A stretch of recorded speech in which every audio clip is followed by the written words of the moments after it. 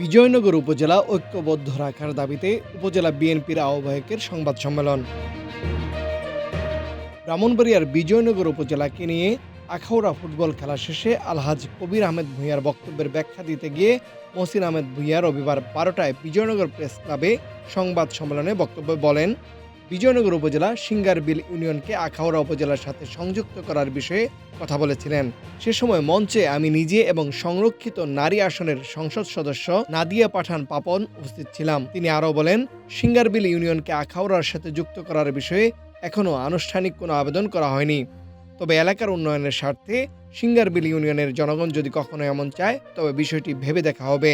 বিজয়নগর উপজেলার সৃষ্টি ও সীমানা নির্ধারণের ইতিহাস তুলে ধরে বিএনপি নেতা মহসিন আহমেদ ভূঁইয়া বলেন, আমাদের দীর্ঘ চেষ্টা, ত্যাগ ও আন্দোলনের ফসল আজকের এই স্বাধীন বিজয়নগর উপজেলা। আখাউড়ার সঙ্গে কসবার একটি ইউনিয়ন মনিয়ন সদর উপজেলা, বিশাল বড় উপজেলা, সেই উপজেলার থেকে বাসুদেব ইউনিয়ন এবং বিজয়নগর থেকে সিঙ্গারবিল ইউনিয়ন যদি অ্যাড করা হয়, সংযোগ করা হয়, তাহলে এই উপজেলাটা জনসংখ্যা ভোটের ভারসাম্য থাকবে। সে ভারসাম্য থাকলে উন্নয়নের জন্য অনেকটা সুবিধা হয়, এলাকা উন্নয়ন করা যাবে। সে আমি এবং আমাদের ব্রাহ্মণবাড়িয়া জেলার মহিলা সংরক্ষিত আসনের এমপি জনাবা নাদিয়া পাঠান পাপন উপস্থিত ছিল। আমরা মিটিং এর পর ওনার সঙ্গে আলোচনা করেছি যে ভাই, আপনি যে শব্দটা বলেছেন সেই শব্দটা কতটুকু আসলে কার্যকর। তখন উনি হেসে বলেছেন যে ভাই, আমি এই কথাটা বলেছি এলাকার উন্নয়নের স্বার্থে, জনগণের উন্নয়নের স্বার্থে, দেশের উন্নয়নের স্বার্থে আমি এই 3টি ইউনিয়ন কেটে নিয়ে যাব। এই কথাটা আসলে সঠিক না।